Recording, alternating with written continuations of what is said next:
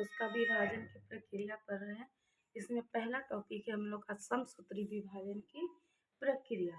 तो सबसे पहले केंद्रक का विभाजन होता है। सबसे पहले किसका विभाजन होगा? केंद्रक का। ठीक है, तो सबसे पहले केंद्रक का विभाजन होता है और इसे विभाजन जब केंद्रक का होता है तो इसे हम कैरी काइनेसिस कहते हैं। क्या कहते हैं? कैरी काइनेसिस कहते हैं। इसके ठीक बाद यानी इस विभाजन के ठीक बाद यहाँ पे कोशिका द्रव का विभाजन होता है। कोशिका द्रव्य का विभाजन होता है जिसे साइटोकाइनेसिस कहते हैं। साइटोकाइनेसिस कहा जाता है।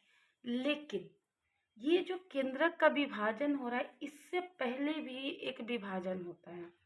यानी कि मान के चलिए कि ये कोई कोशिका है, ये कोई कोशिका है। अब ये जो कोई कोशिका है तो सबसे पहले इस कोशिका को कहा जाता है कि कोशिका आपका विभाजन होने वाला है।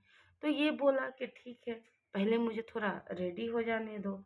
ये क्या होता है? रेडी होता है। ये क्या होगा? रेडी होगा। तो जब रेडी होगा तो इस तरीके से, ठीक है, स्मेल करेगा, विभाजन होता है। अब ये जो रेडी हो रहा है इसी रेडी होने की प्रक्रिया को इंटरफेज कहते हैं। इस रेडी होने की प्रक्रिया को क्या कहते हैं? इंटरफेज कहते हैं। और इसके बाद कैरीकाइनेसिस और साइटोकाइनेसिस की प्रक्रिया होती है। तो कोशिका विभाजन से पहले इंटरफेज की अवस्था होती है। तो जब कोशिका का यानी इंटरफेज में क्या होता है कि कोशिका का आकार जो है थोड़ा बड़ा हो जाता है तथा रिप्लिकेशन ऑफ डीएनए।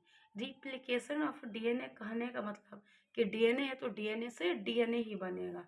तो डीएनए की संख्या ज़्यादा हो जाती है और इस दौरान गुणसूत्र भी क्या हो जाएंगे? ज़्यादा हो जाएंगे। तो इंटरफेज के बाद ही वास्तविक विभाजन संभव होता है। तो अगला टॉपिक है हम लोग का कैरी काइनेसिस। Carry kinesis. तो ये कैरी काइनेसिस क्या होता है? तो कहा जाता है कि कैरी काइनेसिस जो है यह कुल 4 चरणों में संभव होता है। कितने चरणों में? तो 4 चरणों में ये पॉसिबल होता है। सबसे पहला फेज होता है प्रोफेज। सबसे पहला फेज को क्या कहते हैं? प्रोफेज। प्रोफेज कहने का मतलब होता है कि एक यह क्या है? कोशिका है। यह क्या है? कोशिका है। ठीक है, इस कोशिका में इसके अंदर क्या है? केंद्रक। अब इसमें क्रोमेटिन धागे हैं, यहाँ केंद्रक है। यहाँ पे सेंट्रोसोम होते हैं और इसमें स्पिंडल फाइबर निकले हुए रहते हैं। क्या रहते हैं? इस तरीके से स्पिंडल फाइबर निकले हुए रहते हैं, जिससे क्या होता है कि यह झिल्ली धीरे धीरे गायब होना शुरू हो जाता है। यह जो झिल्ली है यह गायब होना शुरू हो जाता है। साथ ही साथ यह केंद्रक भी गायब होना शुरू हो जाता है। अब ये जो क्रोमेटिन धागा है ये कहाँ आता है? बाहर। ये कहाँ आएगा? बाहर आता है। बाहर आ गया तो ये जो ऊपर का पार्ट है इसे क्रोमेटिड कहते हैं। इसे क्या कहते हैं? क्रोमेटिड। और जिस पॉइंट पे यह मिल रहा है इसे सेंट्रोमियर कहते हैं। इसे क्या कहते हैं? सेंट्रोमियर कहते हैं। इसके बाद क्या होता है कि यहाँ पे ये जो कोशिका है, ये जो कोशिका है तो इसमें यहाँ पे डीएनए बनना शुरू हो जाता है। यहाँ पे डीएनए बनना शुरू हो जाता है। इस तरीके से डीएनए बनना क्या हो गया? शुरू हो गया। और ये जो यहाँ पे कोशिका झिल्ली है यह धीरे धीरे यहाँ से क्या होने लगती है? तो ये डॉट डॉट यानी कि धीरे धीरे अब क्या हो रही है? गायब हो रही है। और ये सेंट्रोसोम में कुछ स्पिंडल फाइबर इस तरीके से दिखाई देने लगते हैं। यानी कि ये क्या है? सेंट्रोसोम है। ये पार्ट क्या है? तो सेंट्रोसोम है। इसे क्या कहते हैं? सेंट्रोसोम। और यह झिल्ली धीरे धीरे क्या हो जाएगा? समाप्त हो जाएगा। यह जो झिल्ली है यह धीरे धीरे समाप्त हो रही है, यानी यह झिल्ली क्या हो रही है, धीरे धीरे समाप्त हो रही है। इसमें हम कह सकते हैं कि कोशिका का वास्तविक विभाजन प्रोफेज अवस्था से ही शुरू होती है। 80% समय, यानी इसमें कितना, तो 80% समय लगता है, ठीक है, इस प्रक्रिया में लगता है, जिसमें क्रोमेटिन धागा जो है वह गुणसूत्रों में बदल जाते हैं और गुणसूत्रों में क्रोमेटिड और सेंट्रोमियर बहुत स्पष्ट दिखाई देते हैं। केंद्रक झिल्ली और केंद्रिका, यानी केंद्रक ये जो झिल्ली है और ये केंद्रिका है, धीरे धीरे गायब होना शुरू हो जाता है और इनसे पतले पतले स्पिंडल फाइबर निकलते हैं। यानी ये जो सेंट्रोसोम है ये कहाँ आ गए, किनारे की ओर आ गए और इनसे स्पिंडल फाइबर निकलना शुरू हो गए। दूसरी अवस्था होते हैं मेटाफेज। दूसरी अवस्था है मेटाफेज। अब इस मेटाफेज में क्या होते हैं, तो मेटाफेज कहने का मतलब है कि ये जो कोशिका है, ये कोशिका है, तो इसके अंदर जो डीएनए है, ये सब क्या है, डीएनए यानी कि क्रोमोसोम यानी गुणसूत्र है। अब ये जो स्पिंडल फाइबर है सेंट्रोसोम में, जो स्पिंडल फाइबर जो साइड साइड निकल गए थे वो कुछ इस तरीके से चिपक जाते हैं, कुछ इस तरीके से इसमें चिपक जाते हैं। तो कह सकते हैं कि मेटाफेज बहुत ही कम समय का होता है, बहुत कम समय की यह घटना है या बहुत कम समय की यह अवस्था होती है। तकरीबन 2 से 10 मिनट कहा जाता है कि 2 से 10 मिनट में मेटाफेज की अवस्था कंप्लीट हो जाती है। जो सेंट्रोसोम होते हैं तो इनके स्पिंडल फाइबर बड़े हो जाते हैं और गुणसूत्र के सेंट्रोमियर में चिपक जाते हैं। उसके बाद कह सकते हैं कि मेटाफेज अवस्था में गुणसूत्र जो होते हैं स्पष्ट रूप से दिखाई भी देते हैं। तीसरा हम लोग का फेज होता है एनाफेज। एनाफेज यानी एनाफेज अवस्था में क्या होती है, तो एनाफेज अवस्था में ये जो कोशिका है, यह जो कोशिका है और इसके अंदर में क्या है, तो इसके अंदर में डीएनए होते हैं। इसके अंदर में क्या होते हैं, तो डीएनए है, इस तरीके से डीएनए है, ऐसे मान के चलिए, ठीक है, इस तरीके से यहाँ पे डीएनए है। अब ये जो डीएनए है तो एक स्पिंडल फाइबर इधर है और एक स्पिंडल फाइबर इधर है, यानी सेंट्रोसोम में। तो ये जो स्पिंडल फाइबर कुछ गुणसूत्र को इधर खींचेगा दाईं ओर और कुछ गुणसूत्र को बाईं ओर खींचता है, जिसकी वजह से यह टूटना शुरू हो जाता है। जिसकी वजह से क्या होते हैं, ये टूटना शुरू हो जाता है। इसी अवस्था को हम लोग कहते हैं एनाफेज और एनाफेज की अवस्था 2 से 3 मिनट की होती है। एनाफेज की अवस्था कितने मिनट की होती है, 2 से 3 मिनट की। और जब ये खींचेगा जिसकी वजह से ये जो गुणसूत्र हैं कुछ इस तरीके से टूटना शुरू हो जाता है, कुछ इस तरीके से गुणसूत्र टूट जाते हैं और इस सेंट्रोसोम में स्पिंडल फाइबर लगे हुए हैं। तो कुछ ऐसे खींच रहे हैं, ये भी इधर खींच रहा है, ये भी इधर, ये भी इधर, ये वाला इधर, ठीक है। इस तरीके से में क्या लगता है, प्रेशर लगता है। इस वाले पार्ट को कहा जाता है सिस्टर और इधर वाले पार्ट को कहते हैं सिस्टर क्रोमोसोम। सिस्टर क्रोमोसोम, ठीक है। और ये क्या हो रहा है, तब धीरे धीरे ये सिकुड़ रहे हैं, धीरे धीरे क्या हो रहे हैं, तो सिकुड़ रहे हैं। तो कह सकते हैं कि एनाफेज यह कम समय की अवस्था है, तकरीबन 2 से 3 मिनट की। और सेंट्रोसोम के जो स्पिंडल फाइबर होते हैं सिकुड़ने लगते हैं और गुणसूत्रों को 2 हिस्सों में बांट देते हैं। इसी अवस्था में सिस्टर क्रोमोसोम स्पष्ट रूप से दिखाई देते हैं। अगली अवस्था है टेलोफेज। टेलोफेज, ये जो टेलोफेज अवस्था होती है तो इसमें एक कोशिका है, इसमें क्या है, एक कोशिका है और इस तरीके से इसमें क्या है, गुणसूत्र है, इस तरीके से इसमें गुणसूत्र है और ये सेंट्रोसोम में स्पिंडल फाइबर इस तरीके से लगा हुआ है। तो ये इधर गया, ये इधर, इस तरीके से ये डिजाइन बन गया। अब इसमें क्या है कि ये जो गुणसूत्र है तो ये यहाँ से बाहर आता है, ये यहाँ से कहाँ आता है, क्रोमेटिन धागे के रूप में ये कहाँ आता है, बाहर आता है। ठीक है, तो ये जो सिस्टर क्रोमोसोम है, कौन है, सिस्टर क्रोमोसोम, तो ये इस तरीके से बाहर आएगा, यानी कि क्रोमेटिन धागे के रूप में ये बाहर आता है और इसके बाहर में कोशिका झिल्ली होती है, यानी कि ये क्या है, केंद्रक झिल्ली, इसे क्या कहते हैं, केंद्रक झिल्ली। और ये पार्ट क्या है, तो यह है क्रोमेटिन धागा, क्रोमेटिन धागा है।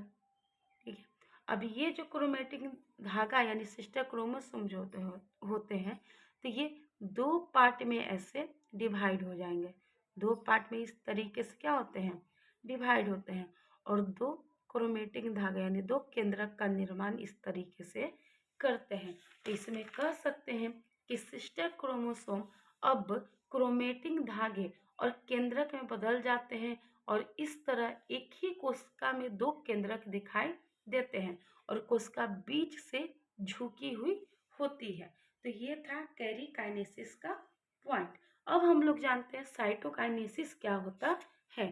साइटोकाइनेसिस के बारे में अब हम लोग चर्चा करते हैं।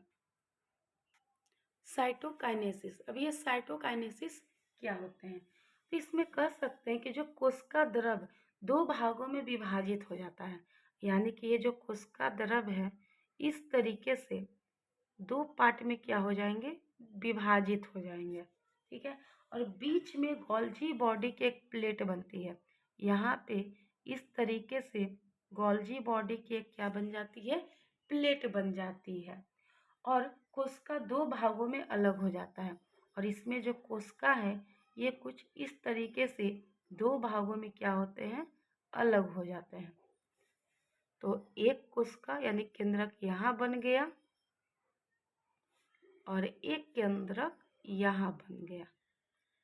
ठीक है, तापमान कम होने पे अब यहाँ पे ये भी कह सकते हैं कि ये जो सूत्री विभाजन है यानी समसूत्री हो या अर्धसूत्री यानी कोशिका विभाजन, ये कब सबसे ज़्यादा होगा, तो कहा जाता है कि अगर तापमान, ठीक है, कम रहेगा तो सूत्री विभाजन जो होते हैं, सूत्री विभाजन, अब सूत्री विभाजन में समसूत्री भी हो सकते हैं या अर्धसूत्री भी हो सकते हैं। तो तापमान कम होने पे सूत्री विभाजन तेज होगा, यानी कि ये क्या हो जाते हैं, तेज होते हैं। जबकि गर्मी या अधिक तापमान पे अगर तापमान क्या हो जाए, अधिक हो जाए, गर्मी अधिक हो जाए, तो ये जो समसूत्री विभाजन है ये क्या हो जाते हैं, कम हो जाते हैं। हमारा घाव भरना भी समसूत्री विभाजन की ही प्रक्रिया है तथा वृद्धि और विकास भी समसूत्री से ही होता है। और आज का लास्ट टॉपिक है स्टेम सेल। स्टेम सेल, ये स्टेम सेल क्या होता है, तो स्टेम सेल कहने का मतलब होता है कि जो मेल होते हैं, इसमें क्या हो गए, मेल। अब ये जो मेल है तो मेल में जो रिप्रोडक्टिव सेल होता है यानी आर सेल, ये स्पर्म होते हैं, क्या होता है, स्पर्म होता है। और फीमेल का अगर बात किया जाए तो इनमें जो रिप्रोडक्टिव सेल है यह एग होता है। ठीक है, अब इसमें कह सकते हैं, अब इसमें कि ये इस तरीके से, ये इस तरीके से क्या बन गया, स्पर्म बन गया, और ये क्या है, तो इसका केंद्रक है, यह क्या है, तो केंद्रक है, यह क्या है, केंद्रक है। अब यह जो केंद्रक है तो यह बाहर आएगा, कहाँ आएगा, बाहर। तो कुछ इस तरीके से बनते हैं। तो इसमें एक केंद्रक जो होते हैं वह मेल का होगा और एक केंद्रक जो होते हैं वह फीमेल का होता है, यानी ये क्या है, केंद्रक है। और जब मेल और फीमेल का केंद्रक मिलता है इसे जाइगोट कहते हैं, इसे क्या कहते हैं, जाइगोट। जाइगोट को हिंदी में युग्मनज कहा जाता है। अब इसमें जैसे ही जाइगोट बनेगा ये क्या हो गए, प्रेग्नेंट, यानी प्रेगनेंसी आ गई, यानी कि जो फीमेल थी वो क्या हो गई, प्रेग्नेंट हो गई। इसके बाद प्रेगनेंसी में कहा जाता है कि पहला दिन, दूसरा दिन, तीसरा दिन, चौथवें दिन और पाँचवें दिन, पाँचवें दिन तक जो बच्चा होता है उसमें 150 से 200 कोशिका का निर्माण हो जाता है। कितना, 150 से 200 कोशिका का निर्माण हो जाता है पाँचवें दिन के भीतर। तो हम कह सकते हैं कि निषेचन प्रक्रिया के बाद जाइगोट बनते हैं। निषेचन प्रक्रिया के बाद क्या बन गए, जाइगोट बनते हैं और गर्भ की स्थापना हो जाती है।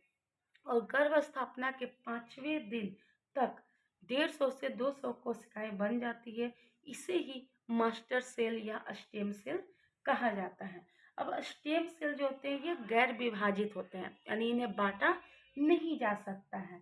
लेकिन आगे आने वाले कुछ दिनों के बाद स्टेम सेल विभाजित होते हैं, यानी दूसरे महीने, तीसरे महीने, चौथे महीने में आप स्टेम सेल को विभाजित कर सकते हैं। और इसी से अन्य कोशिकाएं जैसे ऊतक, अंग तथा पूरे शिशु का विकास होता है। तो मान के चलिए कि अब ये जो बच्चा है ये कितने मंथ के हो गए, 3 महीने के। तो अब ये 3 महीने होने पे जो स्टेम सेल है अब इसका विभाजन हो हो सकता है।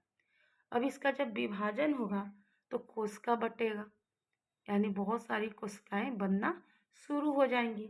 उसके बाद ऊतक बनेगा, उसके बाद अंग बनेंगे और उसके बाद एक नवजात शिशु का निर्माण होता है।